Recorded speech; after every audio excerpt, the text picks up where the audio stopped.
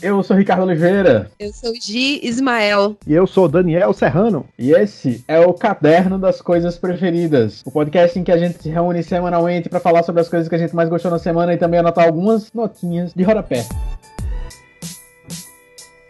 Sejam muito bem-vindos ao segundo episódio do Caderno das Coisas Preferidas. É com muita alegria que a gente recebe você aqui, querido ouvinte. Muito obrigado a todo mundo que ouviu o primeiro episódio e que deu feedback pra gente no Twitter, no Instagram, que participou de uma live absolutamente aleatória que eu e Giovana fizemos na quinta-feira à noite.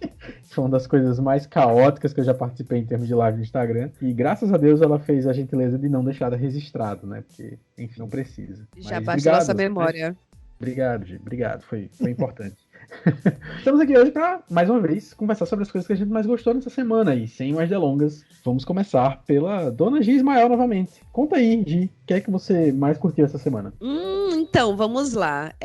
Na verdade, durante a semana eu vim assistindo uma coisa que é um pouco antiga já para os nossos contextos internéticos. Então, eu vou deixar isso para nota de rodapé, para falar de uma coisa que eu consumi hoje, nesse dia de gravação, nessa terça-feira, de uma tacada só, que foi uma nova série brasileira que estreou na Netflix, chamada Boca a Boca. Essa série é uma série que tem um elenco juvenil, digamos assim. É uma série que se passa numa escola, uma parte do contexto dela é numa escola, e é uma série que ironicamente, ela traz um contexto de uma epidemia que se espalha numa cidade pequena. Então tem um pouco de ficção científica, umas coisas meio Stranger Things, com Boi Neon, um filme brasileiro, né, que usa muito cores vibrantes, enfim, uns contextos de liberdade sexual na juventude. E aí é uma série com só seis episódios nessa primeira temporada, e que eu gostei demais, gente. Eu não quero dar muito spoilers, porque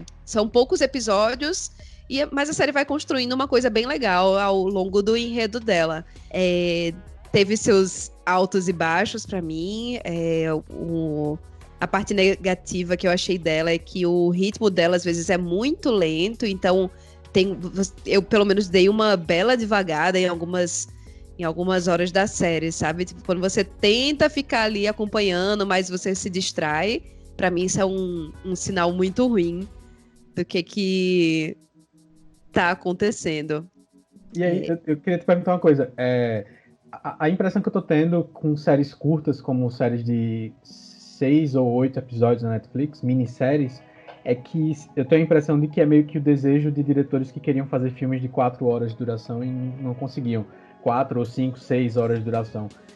Tem essa sensação? Qual é a duração média dos episódios, assim? Essa série seguiu um pouco aquilo da Netflix de não fazer necessariamente episódios que tenham um tempo certo de duração, sabe? Então, o primeiro episódio tem, tipo, 20 e poucos minutos, o segundo tem 40, mas aí fica meio que nessa média de quase 1 hora de episódio. E alguns precisavam disso, de fato, para introduzir a trama, mas outros eu achei que ficou meio arrastado. Só que, ao mesmo tempo, como eu falei, foi uma série que me fez assistir de qualquer forma até o final, e não são muitas séries que tem um ritmo lento que eu consigo terminar de assistir, já abandonei algumas, mas então, eu acho que eu meio que pulei aqui nessa introdução a sinopse justamente a sinopse da série. Então vamos lá, é? Não, porque tu pulou a sinopse e eu tava aqui, caraca, será que a gente já falou a sinopse e eu viajei aqui, não prestei atenção, e agora eu não posso perguntar mais sobre o que é a série, tá ligado?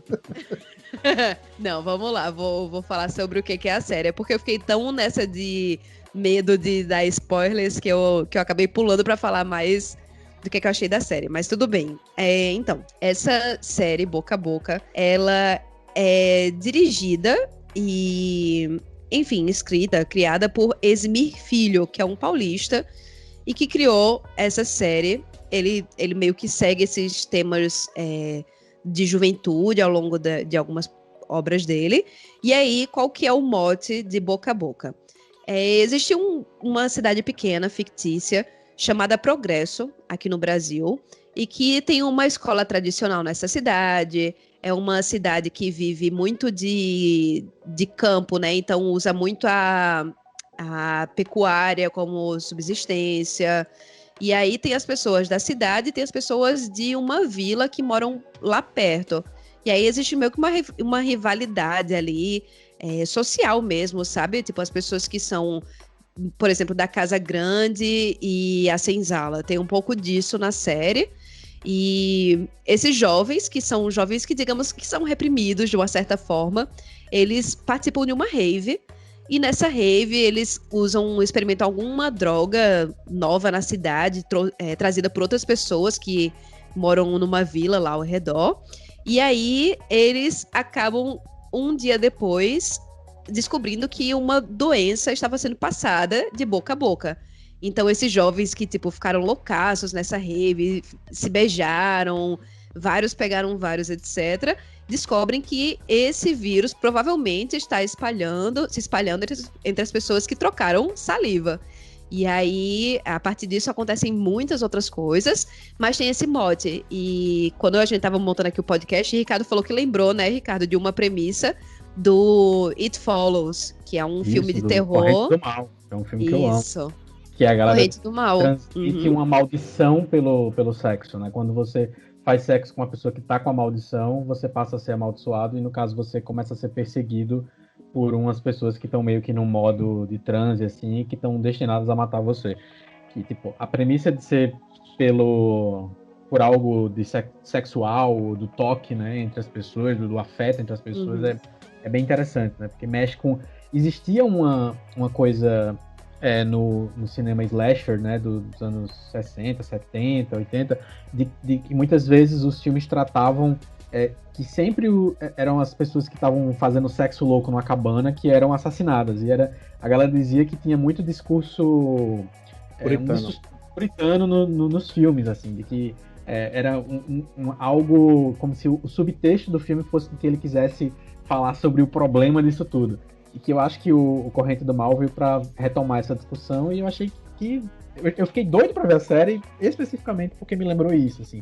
E aí depois eu fui vendo essas outras coisas, quem é que tá dirigindo, tem a Juliana Rojas também, que é conhecida por trabalho de terror aqui no Brasil, que divide a direção com o Smith Filho, e eu acho que eu tô, assim, me preparando pra essa semana já assistir mesmo. E é muito legal.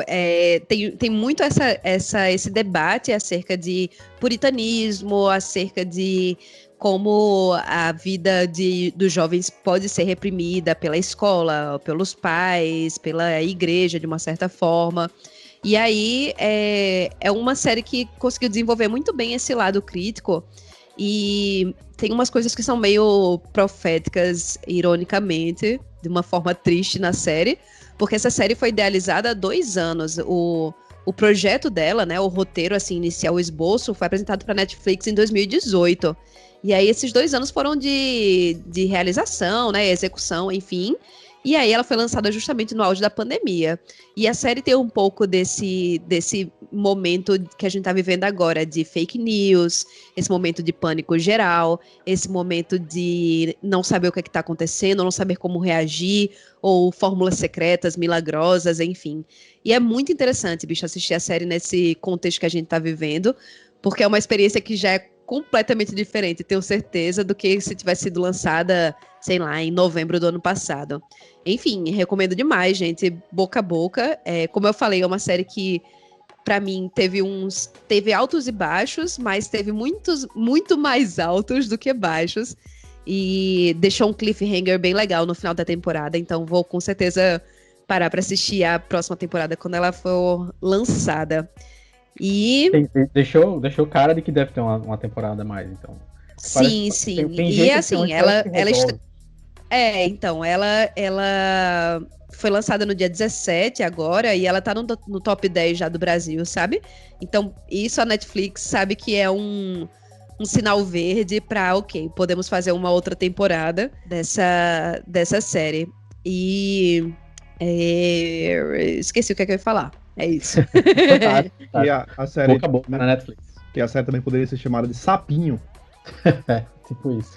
Não, e tem bastante esse clima, né? Tipo, na escola, você vê que os jovens estão ali, tipo, nos seus 16, 17 anos de idade, no ensino médio, né? Então tá todo mundo com os hormônios à flor da pele, fica todo mundo com medo, mas ao mesmo tempo tem muito aquela rebeldia jovem de tipo, foda-se o sistema, eu vou pegar geral mesmo, isso que estão falando é mentira. Então é bem interessante a série, gente. E assim, pra mim, um dos pontos mais positivos foi, de fato, a criatividade da série toda, porque tem um enredo que, por mais que tenha essa parte meio lenta de vez em quando, mas é um enredo que ele vai sendo construído de uma forma bem interessante e com premissas que eu achei bem inovadoras, assim. Achei bem interessante a abordagem.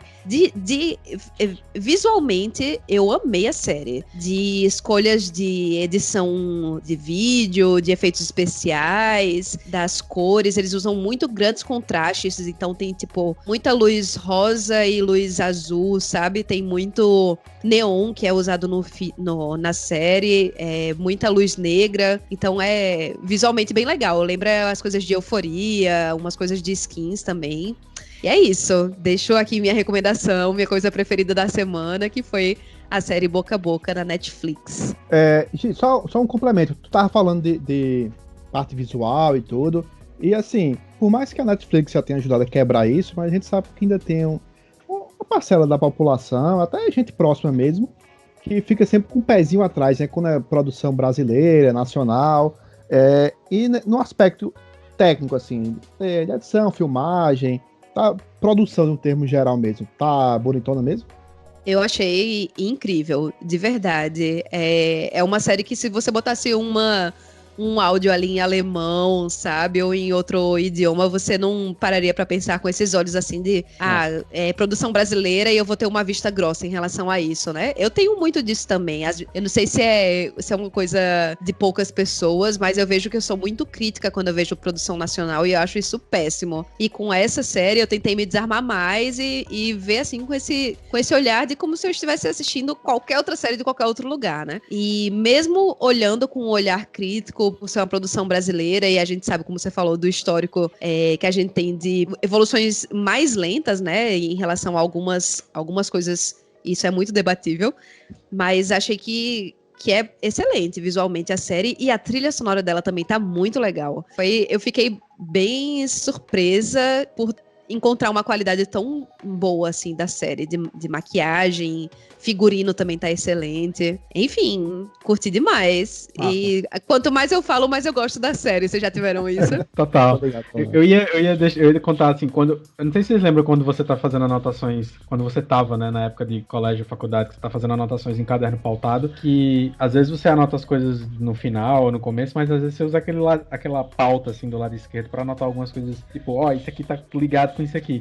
E outra coisa que eu lembrei por causa do plot da série, dessa coincidência de ser uma epidemia, que foi um livro que eu li recentemente de um brasileiro também, que é Dentes Negros, do André de Leones, que é um livro curtíssimo, assim, você compra ele no Kindle, acho que custa menos de R$15, e ele é muito rápido de ler também.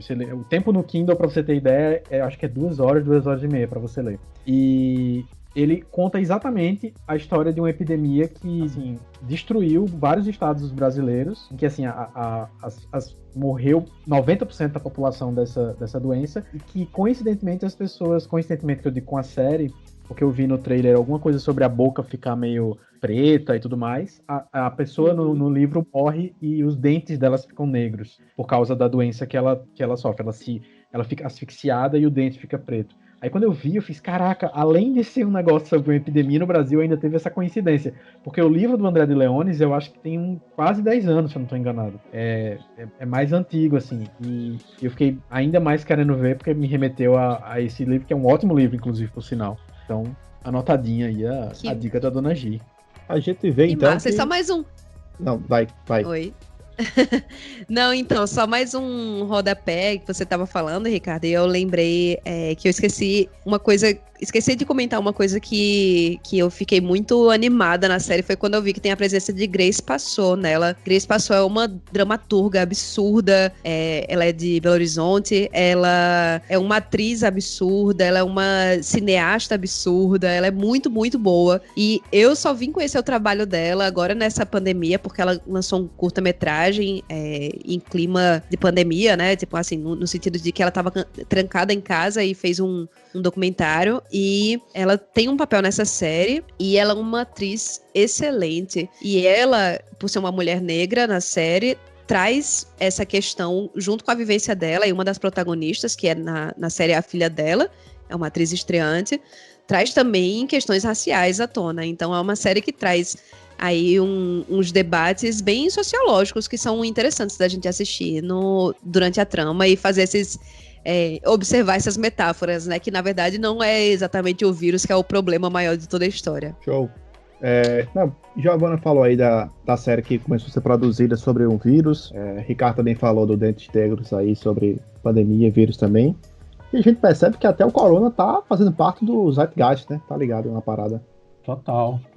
Tem muita coisa. Caraca, era uma piada aí, você. Então, não entendi muito bem. Foi interessante porque realmente não pareceu uma piada. Pareceu que você tava fazendo uma declaração assertiva sobre antropologia. Então, na verdade, essa foi a piada. Foi. Fica assim que parece que eu sou mais inteligente. Tá bom. Foi tudo proposital.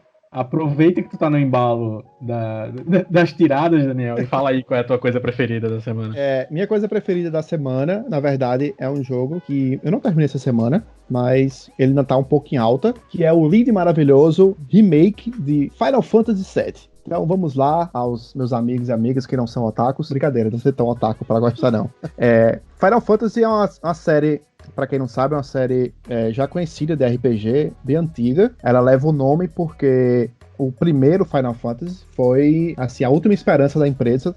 Não sei se já era Square Enix na época, mas enfim, era a última esperança da galera de botar o negócio pra frente. Se o jogo desse errado, eles iam falir e fechar. E aí eles chamaram de Final Fantasy e deu muito certo. E virou uma franquia milionária aí. E um dos jogos que mais marcaram a época foi o Final Fantasy VII, que saiu para PlayStation 1 há muito tempo atrás.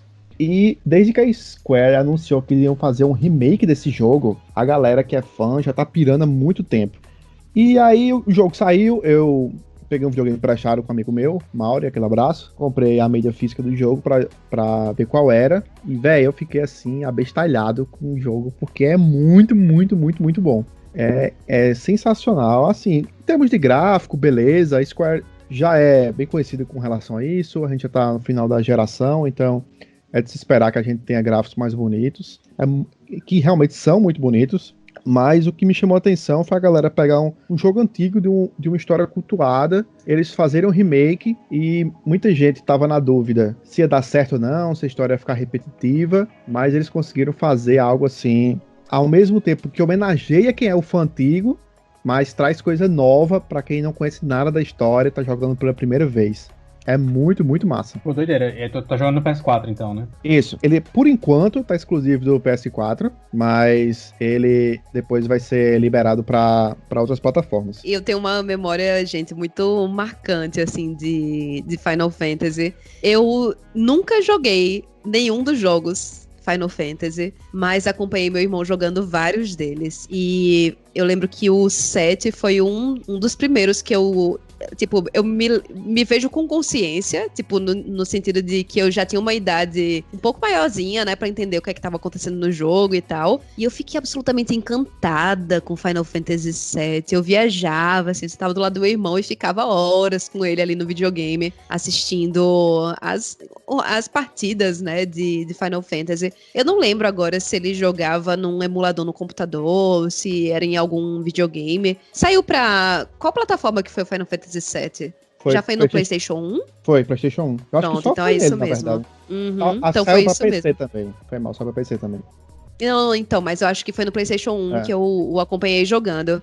E aí, depois o meu contato veio um contato já mais ocidental, digamos assim, que foi quando teve o Kingdom Hearts, que aí era a mistura dos mundos Disney com Final Fantasy, com coisas da Square Enix. Me deu muito mais vontade, depois de conhecer Kingdom Hearts, de jogar o Final Fantasy, né? Não sei se todos da franquia, porque de fato é um RPGzão, assim, clássico, né? Então são os primeiros jogos, principalmente. Acho que os primeiros não, os 10 primeiros, eu acho, que tem muito isso de turnos, né, de muitas coisas pra você explorar no jogo, enfim. Vendo esse remake, quando eu assisti o trailer, eu fiquei realmente com muita vontade de jogar por tudo, sabe? Por ter, tipo, essa oportunidade de ter o jogo ali na minha frente de novo, só que numa forma visual que a gente tá mais acostumado hoje em dia. E eu queria saber, Daniel, se teve alguma coisa de jogabilidade mesmo nele que ficou diferente em relação aos primeiros, se continua em relação ao 7, na verdade, né? Se continua nesse sistema de turnos de batalha, se tem aquela parte de invocação de demônios. Era nesse que tinha as invocações? Tem. Geralmente Final Fantasy sempre tem, né? Os Summons, que são as entidades que você exatamente. conjura.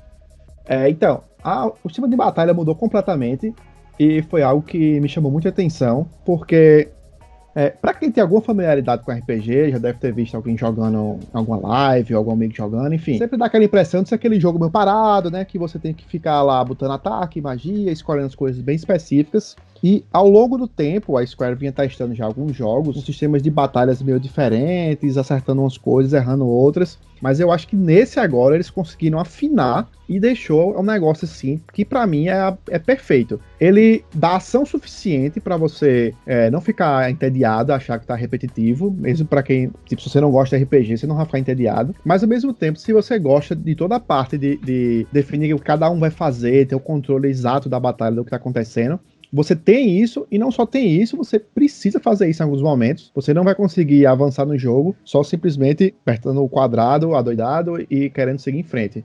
Porque eles fizeram o seguinte: você, quando aperta quadrado, é o botão de ação básico, você dá pancada no inimigo. Então você aperta quadrado, dá pancada no inimigo, você pode mudar o personagem que você controla, só que a partir do momento que você aperta, no caso do PlayStation X, que é o botão de menu, o jogo todo entra numa grande câmera lenta, e aí você pode, em cada um, escolhendo as ações que você vai tomar. Mas não é uma pausa, é uma câmera lenta, então você não pode ficar assim, pensando muito o tempo que você vai fazer. Só que, bicho, isso é um negócio tão fantástico, mas tão fantástico, porque às vezes você bota o Cloud pra fazer uma ação, você manda Tifa dar outra, aí você quer ir pra Barret e mudar alguma coisa, aí quando você tá no meio desse comando, você dá essa pausa pra entrar nos comandos de batalha, o jogo desacelera e a todo instante você tá no meio das batalhas, tendo aquela sensação de filme, sabe? Quando o cara vai finalmente dar um golpe muito bom e a câmera dá uma desacelerada pra você acompanhar o que ele tá fazendo.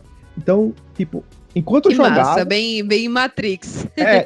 Enquanto eu jogava, eu tava o tempo todo, de vez em quando eu entrava pra fazer uma ação, eu parava, olhava pra tela e fazia: puta merda, velho, isso tá muito bonito. Tipo, eu tô a todo instante tendo altos momentos cinematográficos aqui, totalmente gerados no in-game da batalha, e tá uma coisa linda e maravilhosa.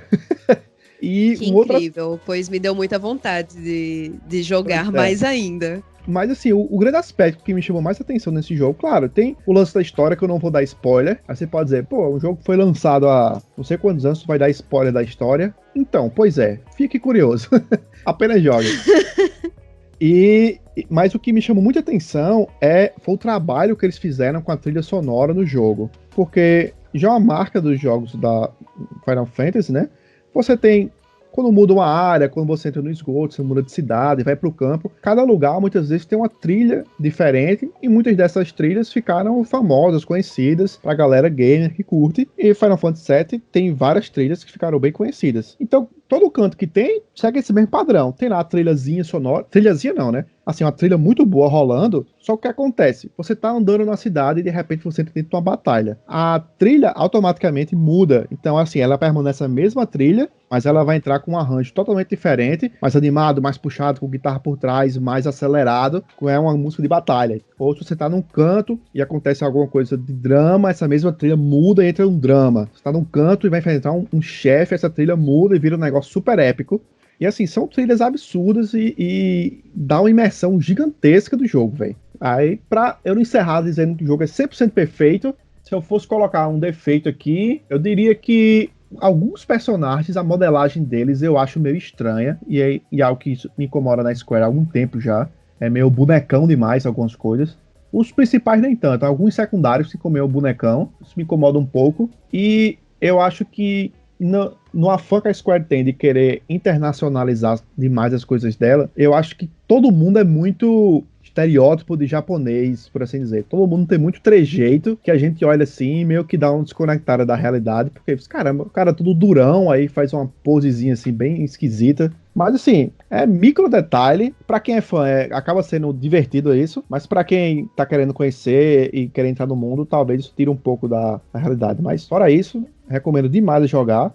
Inclusive, se você quer conhecer um pouco mais o mundo de RPG ou de jogos e cultura japonesa, eu acho que é uma boa pedida, porque o Final Fantasy VII, inclusive, ele tem uma temática meio cyberpunk, então nem entra muito no mundo da fantasia. Talvez esse ar mais real, por assim dizer, ajude a quem não é tão integrado no mundo a entrar nele.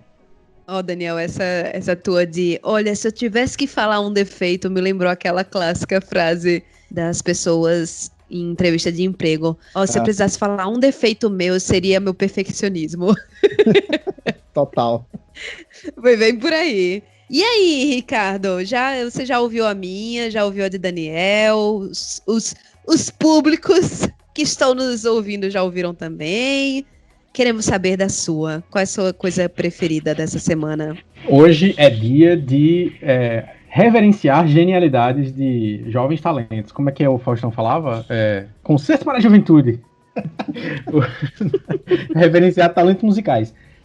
Existe um ser humano que a cada semana me surpreende lançando música, e é um negócio que eu, assim, a cada semana você se surpreende e vai melhorando, e nunca tá piorando, ele nunca tá fazendo algo inferior à coisa que ele fez, entre aspas, na semana passada. Edinaldo Pereira. Exatamente. Além de Edinaldo, que tá assim, bombando no Twitter, se você não lembra de Edinaldo, o grande homem do Chance, procure, porque agora ele tem um perfil no Twitter, ele tem apoio de outros colaboradores que estão produzindo música com ele. Tirando a genialidade de Edinaldo Pereira, a gente pode falar também de Jacob Collier.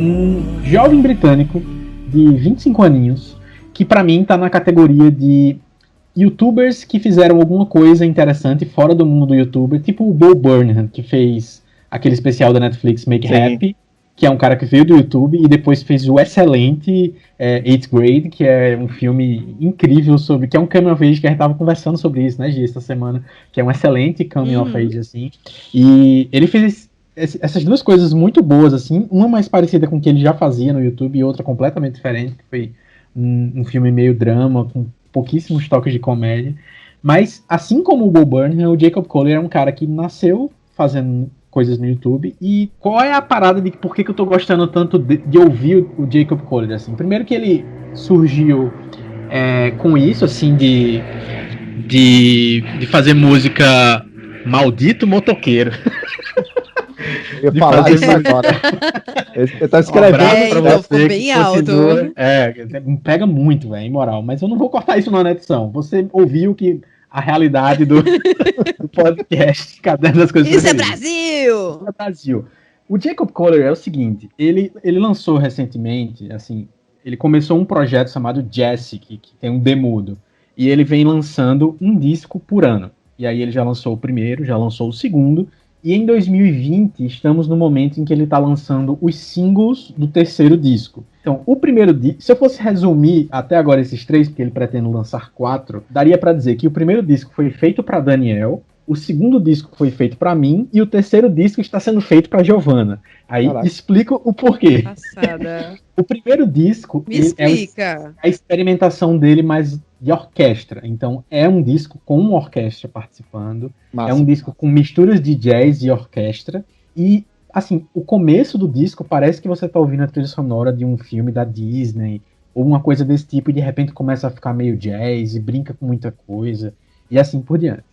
E aí o segundo disco é um disco que já é mais folk, que brinca com um violão acústico, que coloca algum pianinho ali junto, uma coisa bem intimista. Ele mesmo diz que é aquela cozy music, a música que vai deixar você bem zen, confortável e tudo mais. Já o terceiro disco tá sendo, assim, a piração de juntar orquestração, jazz e soul music e referências mais pop mesmo, assim.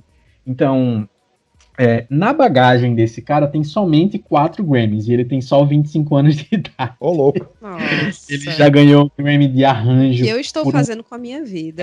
Pois é, assim, tipo, é engraçado porque a gente tá vivendo um momento na música em que a gente passou de 2019 para 2020 exaltando muito, e eu acho que com muita razão, toda a capacidade musical e criatividade da Billie Eilish. Eu acho que ela é digna de tudo que ela recebe. Eu acho que ela é boa de verdade, ela canta muito, ela e o irmão dela são duas potências de criação musical e que fazem isso com muita qualidade. Só que ao mesmo tempo, parece que o Jacob Collier já estava ali há mais tempo fazendo uma outra coisa, fazendo melodias com dissonância, com experimentações malucas de formas diferentes de fazer música, inclusive.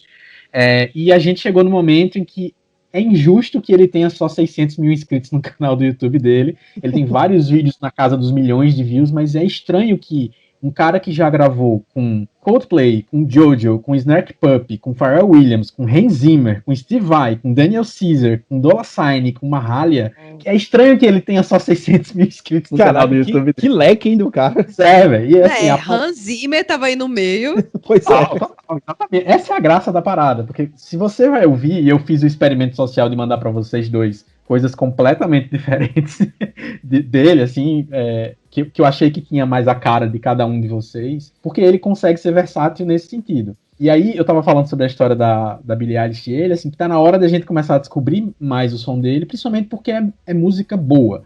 E aí, começa por essa razão, assim, é música excelente, geralmente uma música que tem muita influência de jazz, e que hoje, principalmente nessa última levada de singles que ele tá lançando, tem a pretensão de ser pop mesmo, assim. Ele tá conseguindo traduzir várias coisas do universo da música, da música que é considerado o erudito da banda, né, que é o jazz, para o universo pop. E aí, o que é que acontece? Que vem a segunda razão de você gostar muito. É que se você curte música a ponto de querer estudar um pouco sobre isso, entender como funciona, você vai se surpreender com um fato muito simples. 99% das coisas que ele gravou, ele escreveu, ele compôs o arranjo, pensou todas as questões de harmonia, depois ele gravou todos os instrumentos, ele geralmente faz vídeos absurdos e ele faz os vídeos, ele filma, edita, ele faz toda a mixagem dos discos dele, ele faz toda a masterização dos discos, ele faz toda a escrita da orquestração, e eu decidi fazer a exaltação do Jacob Collier aqui por uma única razão, que aí vai ser mais fácil de compreender. Tem um troço maravilhoso na internet chamado Tiny Desk, da Rádio Nacional Pública Americana, a NPR, que agora na pandemia está sofrendo bastante com o fato de não poder receber os artistas para fazer as suas sessões de 3 a 4 canções ali tocadas na redação da rádio. E aí chamaram o Jacob Collier para fazer um negócio que Jacob, toca aí em casa uma coisa pra gente. E aí todo mundo que tinha participado desse Tiny Desk nessa versão pandemia é uma pessoa que parou de frente para a câmera e começou a tocar alguma coisa, e foi ótimo. Acho que, se eu não estou enganado, a Liane La Havas lançou alguma coisa lá também. Teve outras pessoas que fizeram algumas coisas. Só que aí o menino Jacob Collier, foi o que ele fez? Ele botou uma câmera parada numa sala, que é o quarto dele, ele se filmou tocando piano, fez um corte no After Effects e colocou ele tocando a bateria, fez outro corte tocando violão, tocando baixo e sentado fazendo percussão, e são 4 versões dele tocando juntos dentro de uma sala por 20 minutos e fazendo um especial para NPR, assim, um negócio completamente surreal, de lindo de ouvir, de bom de ouvir, gostoso de ouvir principalmente, mas também muito virtuoso em termos de qualidade. Então, assim, eu já vou parando por aqui para não ficar exaustivo o quanto que esse menino merece a nossa atenção. Tu me mandou, Ricardo, o vídeo dele, que foi no programa do Jimmy Kimmel, né? A participação dele. Especiais também, feitos para televisão e tal. Isso, exatamente. E aí eu pirei em 3 coisas. Primeiro foi a voz do moleque, porque ele é magrinho, mas tem um vozeirão, assim, uma voz muito gostosa, que me lembrou muito a voz de Tom Misch. Não apenas a voz, como o estilo também da música. Foi uma coisa bem grooveada, achei um som super gostoso. Sim. Aí a outra coisa que chamou a atenção foi, claro, que ele é um multi-instrumentista e como ele foi criativo em fazer um vídeo num banheiro minúsculo, usando vários artifícios do banheiro, editando aquilo, e como ele conseguiu fazer um vídeo com outras 2 pessoas, aproveitando de forma criativa os vídeos dessas pessoas, então mandando muito bem também na edição de vídeo. Tipo, mandaram um vídeo pra ele filmado de celular e o cara encaixou ali no banheiro, ao invés de fazer uma tela dividida, como é o mais comum de se fazer, né, com vídeos à distância.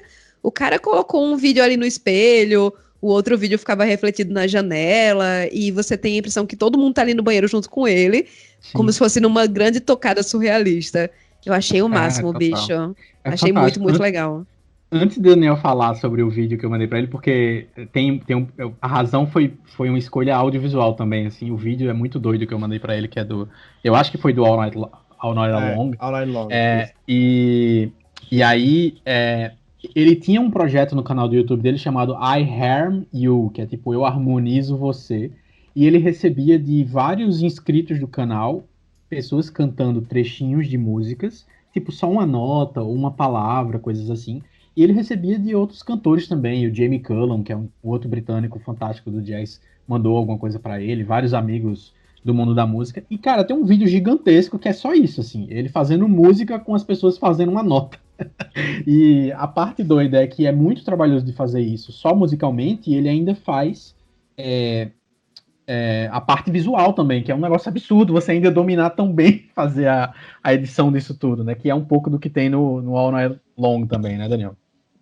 Então, assim, agora que tá dizendo que ele pegou esse avulso, ele pegou isso no All Night Long também, é com coisa avulsa? Assim? Não, do All Night Long não, mas é porque no All Night Long ele faz a história das inserções de participações de pessoas que não foram gravar com ele. Né? Ele recebe via internet, tem o próprio Lionel Richie, já bem velhinho, né, sentado no sofá segurando um papel assim, ele não tá cantando, mas ele meio que participou do clipe só pra ficar segurando um papelzinho branco e tal.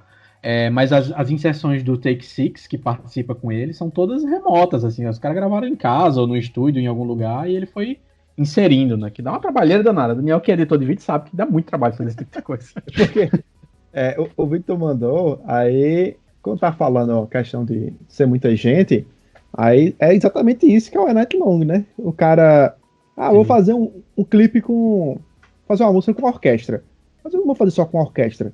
Vou fazer com uma orquestra, eu vou fazer um multitrack absurdo meu aqui também, e vou botar mais um monte de gente aqui misturada, e vai ficar tudo num vídeo só, e em alguns momentos vai ficar tudo numa tela só, o que é o mais incrível ainda.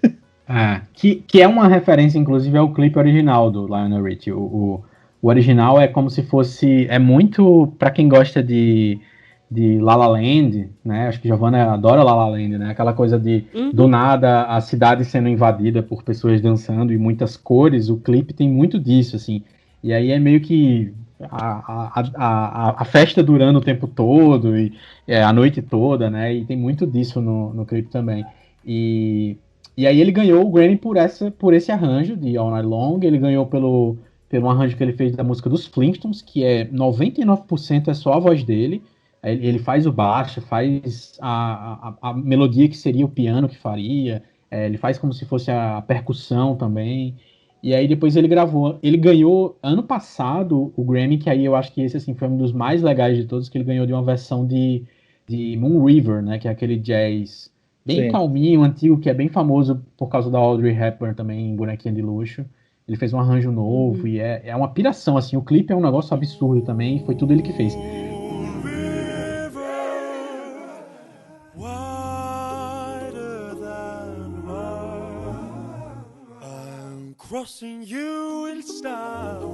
Um detalhe interessante sobre a história dele fazer os clipes é que ele mostra processos criativos no YouTube da parte de produção musical, e eu já vi um pedaço disso, assim, para quem é da área de música, ele usa o Logic, que é um programa de produção musical da Apple, que é um dos mais usados, talvez o mais usado hoje para isso. E ele mostra o processo dele todo, e aí de repente ele fala, olha, mas esse clipe aqui eu passei um ano editando. Um ano editando para poder sair isso. Então, assim, é um negócio fora do normal. Eu me identifico bastante com essa frase, viu? Eu passei um ano para editar isso. Já passei por essa de...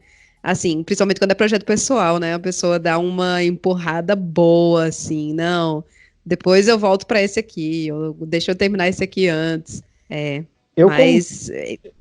como Diz, Daniel. apenas editor de vídeo, assim, já é um trabalho absurdo o cara juntar tudo, fazer o time certinho, escolher as cenas, etc, transição, tal. Mas assim, como alguém que nem sequer manja, assim, de produção musical, eu fico imaginando, será que o bicho primeiro faz a música, depois monta o vídeo? Será que ele faz concomitante para não se perder? Eu não consigo nem imaginar como é esse fluxo de Total. trabalho, velho. Tipo, qual o tamanho da parede de post-its, né, dele pra poder conseguir exatamente. planejar tudo? Porque quem assiste vê que tem muito detalhe, assim. A gente, nessa versão, nesse podcast, a gente não tem muito ainda um lugar onde a gente coloca todos os links, mas se você acessar o anchor.fm/caderno, tem a lista de todas as recomendações que a gente tá fazendo aqui, todas as coisas favoritas mencionadas no episódio, e a gente coloca os links lá também. Eu vou colocar os links dos clipes que a gente mencionou pra vocês assistirem e conhecerem também, porque vale muito a pena. Assim, eu conheci ele, na verdade, justamente no último NPR que ele fez no mundo pré-pandemia, assim, que ele fez, eu acho que foi final do ano passado, começo desse ano, que ele do nada é um cara, como o Giovanna falou, magrelinho, como disse Rafael Porto pra mim esses dias, ele não tem nem estrutura óssea pra aguentar a voz do grave que ele tem, porque ele é bem magrelinho mesmo, é muito engraçado, mas ele tem uma voz com extensão que vai do grave pro agudo, assim, um negócio impressionante. E foi onde eu conheci, que eu gostei demais, assim. Então, vale muito a pena. Ouça Jacob Collier. A gente colocou pra tocar um pouquinho aí durante o episódio, mas vá lá ouvir com calma e descubra, porque vale muito, muito a pena. E acho que chegou a hora, né, da gente falar as nossas notinhas de rodapé. Então, sem mais delongas, vamos o quê? Pra Daniel inverter aqui o que a gente começou. Conta aí, Bora. Daniel. A minha nota de rodapé é um canal do YouTube do cara chamado Gio San Pedro, que ele basicamente ele faz unboxings e montagens. Aí você pode pensar, putz, é legal isso? Mas é porque ele faz os unboxings que ele faz assim, super bem filmado, bem trabalhado, então é um negócio que dá gosto de você assistir. Não fica um vídeo longo, a parada é o lance visual do unboxing. Ele não tá tão interessado em agora vamos abrir aqui e ver o que tem dentro. Não é uma análise da caixa que vem. Não, mas mais peraí. Eu tô muito impressionado que você esteja impressionado que alguém filmou muito bem o unboxing. Mas eu tô querendo entender se existe o que é o unboxing pra ser tão chamativo assim. Porque, meu Deus. Não, é o unboxing de um vaso e ele filma muito bem. Não. É tipo, é um unboxing de caixas. Você não entendeu isso? Um unboxing do Nintendo Switch, por exemplo. Um unboxing de uma Sony A7, tá? Uma câmera, tá ligado? São algumas cores aleatórias, tá? Assim, no canal dele não tem tanto vídeo assim, e aí vai variar entre esses unboxings, mas como eu falei, o foco é transformar aquilo numa parada muito mais agradável visualmente. Então você vai ver um unboxing da câmera tem 1 minuto, um unboxing do Nintendo Switch tem 34 segundos, porque é para ser só visualmente bonito e dar aquela relaxada no nada. Mas o que me chamou mais atenção, e que foi o que eu assisti assim, fiquei vidrado, e às vezes eu vejo de novo, de tão satisfatório que é pra mim, é uma montagem que ele faz, saca? De alguns, tipo, action figures, por assim dizer. É o do Gundam? É, o do Gundam. Ai, perfeito aquele vídeo. Meu Deus, é incrível. O cara vai montar um Gundam, né? E aí ele tem aquelas miniaturas que... eu não sei se não é miniatura, mas aquele meio que modelo, sabe? Aquele que você tem que cortar a pecinha com alicate, lixar a pontinha que fica, para você ir montando tudo, encaixando e formar um action figure grandão, assim, de tamanho médio. Só que ele faz assim, tão bem, faz uns planos bem fechados, vai trocando bem rápido, que fica quase que ritmada a montagem, e é muito bom de ver, velho, de você ficar assistindo e vendo o negócio se formar. É um ASMR visual, assim. Eu percebi aqui pelo vídeo que tem um som muito bem sonoro cuidado. Também.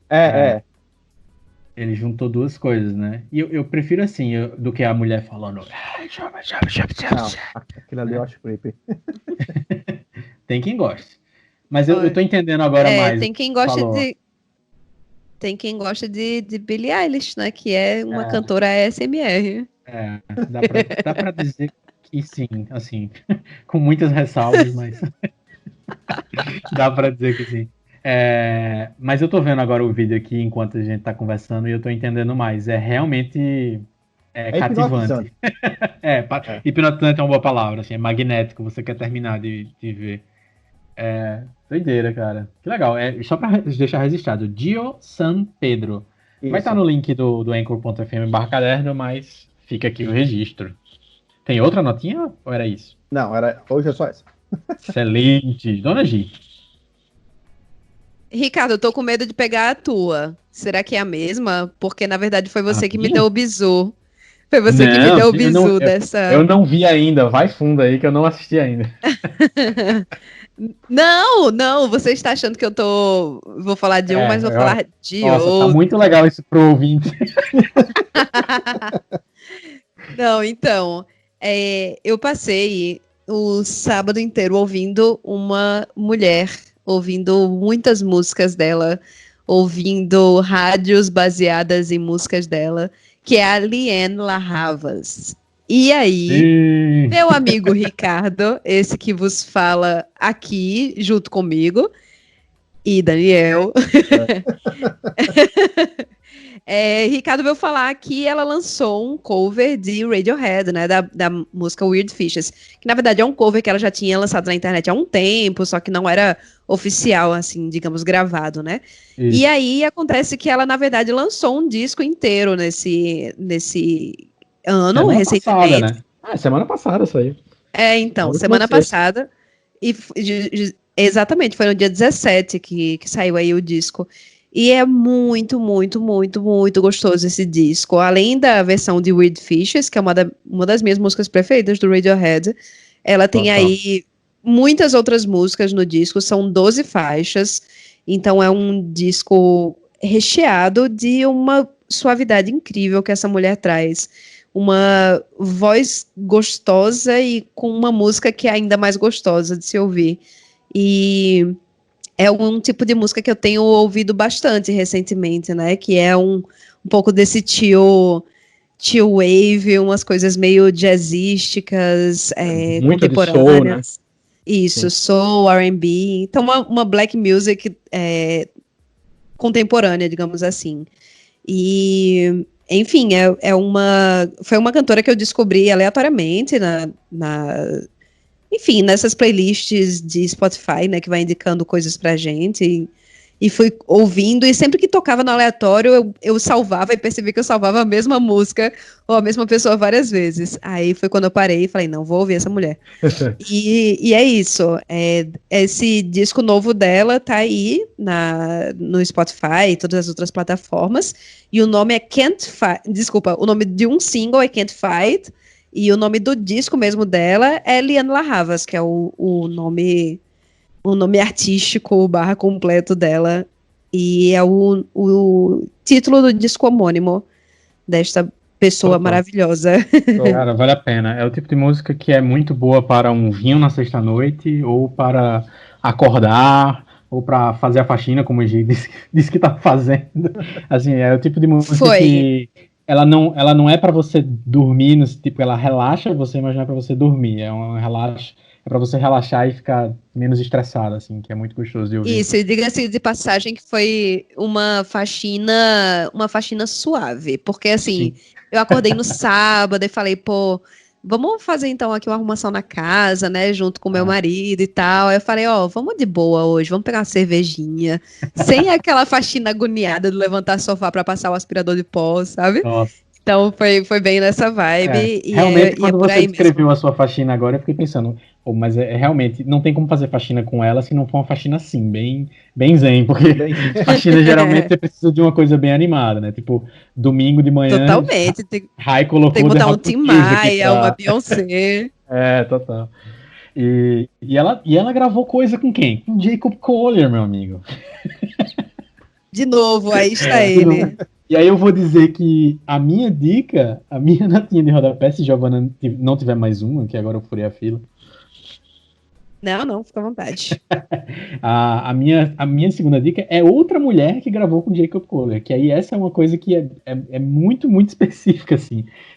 Quando você for assistir ele na NPR, numa versão mais antiga, ou for assistir algumas coisas, você vai ver que tem uma mulher que canta com ele e que tem uma voz, assim, também absurdamente linda, bem calminha, e que tem um nome diferente, chama Maro, é o nome artístico dela. Que é, assim, na verdade, o nome artístico de uma cantora portuguesa que acompanha ele cantando em inglês e tudo mais. No disco do ano passado tem ela cantando um trechinho em português de uma música meio bossa nova, assim. Mas ela tem um trabalho solo fantástico, assim, inclusive até meio semelhante ao dele. Ela fez três EPs, assim, em sequência, que tem climas muito diferentes de arranjo entre eles, mas o mais legal de todos é um disco dela de 2016, que, assim, para resumir como esse disco é, assim, enquanto eu tento achar o nome dele que eu esqueci. Ele... eu descobri o disco, e aí eu tava com Rai, assim, e ela tava do meu lado na cama, eu fiz, deixa eu colocar um negócio aqui no teu ouvido. Aí ela colocou pra ouvir, e aí sabe quando a pessoa parece que tá se derretendo na cama, assim, a pessoa vai se espalhando na cama de tão relaxante que é, assim. O disco dela, especificamente, esse disco, que eu tô enrolando justamente para enquanto o Spotify abre e eu consigo dizer o nome dele, ele tem muito de um negócio que eu compartilhei com o Rafael Porto novamente, que eu disse assim, cara, isso aqui é muito irmão do Carrie Lowell, do Sufjan Stevens, ou das coisas do Bon Iver, assim, são coisas bem calminhas, mas que do nada tem uma interferenciazinha ali, tem uma dissonância, e a coisa entra num delay na voz e no violão. O nome do disco é It's Okay, finalmente abriu o Spotify, é de 2018, e você tem que correr para ouvir Maro. Escreve, como se fala? M-A-R-O, uma cantora portuguesa, e nesse disco especificamente tudo em inglês, mas se você for ouvir as coisas anteriores dela, tem coisas cantadas em português de Portugal, que são, inclusive, nesse mesmo clima de um folk ali acústico, calminho, e que eu particularmente gosto muito de ouvir a voz de portugueses cantando coisas assim, e que foi uma excelente descoberta, que eu fiz, inclusive, sem associar diretamente ao Jacob Collier. Eu tava ouvindo outras coisas, acho que apareceu para mim no Spotify, eu nem lembro como foi. E aí, quando eu fiz, peraí, eu conheço essa moça aqui, o rosto dela. E quando eu fui ver, era ela que estava fazendo os backing vocals dele nos últimos discos e nas últimas apresentações. Então, vale muito a pena. Claro. Mas eu que tô falando muito hoje, tenho outra nota de rodapé, mas essa é o tipo de coisa que merecia um programa à parte, porque eu estou aqui ansiosíssimo para o episódio acabar e eu voltar a assistir o que eu estava assistindo antes de começar a gravar o episódio de hoje. Para quem não lembra, estamos em 2020 e é o ano em que vários filmes estão fazendo 10 anos. Filmes como A Rede Social, que é um dos meus filmes preferidos da vida, filmes como Inception, que não é um dos meus filmes preferidos da vida, mas também Scott Pilgrim contra o Mundo, que é um dos meus filmes favoritos da vida, está fazendo 10 anos. E aí... total. Meu Deus! Total. É bom que... Esse é um momento que a gente esperou muito no podcast Vestar, que era o momento em que Giovanna ia se sentir velha com alguma coisa. Porque a gente se sentia velho o tempo todo gravando um podcast Está com Giovanna acontecendo muito, viu? Total. E aí, velho, o elenco se reuniu, o elenco praticamente inteiro, só quem faltou foram dois atores. Um deles é o irmão do Macaulay Culkin, que eu esqueci o nome, alguma coisa Culkin. E ele não pôde e tal, mas assim, tá lá. A Anna Kendrick. Tá a Anna Kendrick, tá o próprio Michael Cera, tá o Chris Evans, tá todo mundo numa grande videoconferência do Zoom, que eu não costumo gostar dessas reuniões de elenco, mas o que é que eles fizeram? Que aí é o momento da alegria, eu tô ansioso pra ir. Eles estão fazendo a leitura completa do roteiro de Scott Pilgrim na internet.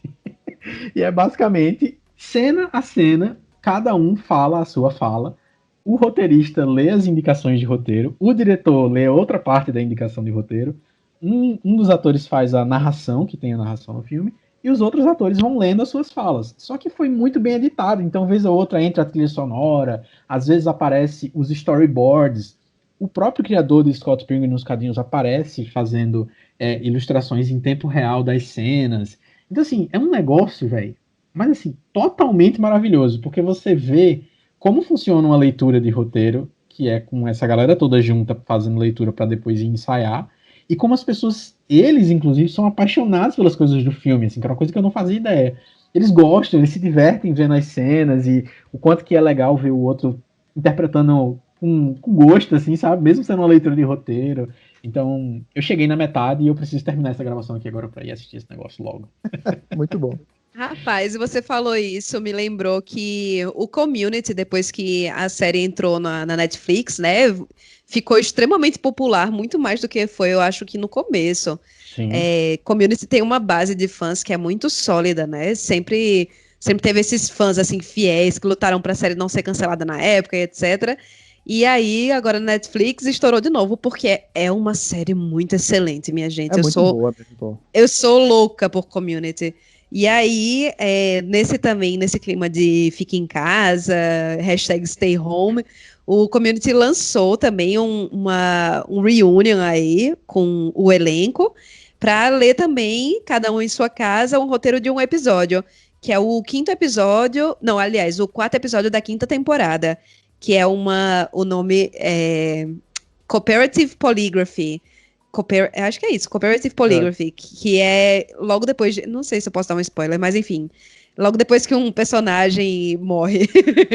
E aí tem esse episódio, e é muito incrível a leitura de mesa que eles fazem, porque tá o Donald Glover, tá a Alison Brie, o Jeff, né, também, nossa, esqueci o nome do ator que faz o Jeff. Mas enfim, é Jeff o nome dele mesmo? Acho que é Jeff. Não, eu também não lembro, não. Mas enfim, e é bem nesse clima, bicho, é muito massa. Tu falou de Community agora, eu lembrei, porque assim, eu tô revendo e assistindo com Bela, minha esposa, que ela nunca tinha visto, e ela tá vendo pela primeira vez. E aí foi engraçado, porque na primeira temporada, o comentário padrão dela era sempre assim: meu Deus, eu nunca mais vou olhar pra Childish Gambino da mesma forma, porque ele é muito engraçado. E ela foi apresentada, a Donald Glover, como o Childish Gambino, e conhecer ele como as músicas do This Is America. Aí pula pra Community, um cara tipo Troy, muito lesão, e eu dizia pra ela, e quando o Childish Gambino estourou, eu só olhava pra ele e dizia: meu Deus, eu não consigo levar esse cara a sério, ele é Troy. Pronto, pra mim foi justamente esse processo, foi o contrário, eu fazia, véi, mas é o Troy, do Troy in the morning, olha como ele tá sério, bicho, olha em Atlanta, olha o Childish Gambino, pra mim foi esse lado. Eu não consigo gostar 100% da música do Childish Gambino, talvez seja por isso, porque eu não consigo comprar. Pra mim, ele tá sendo fake nessa versão nova dele. A verdade é que ele é o cara do Ai, nossa, eu amo. Amo ele em todos os papéis, amo tudo que aquele cara faz. Ele fazendo stand-up, inclusive, é fantástico. É muito bom, verdade. Bom. Ele é excelente.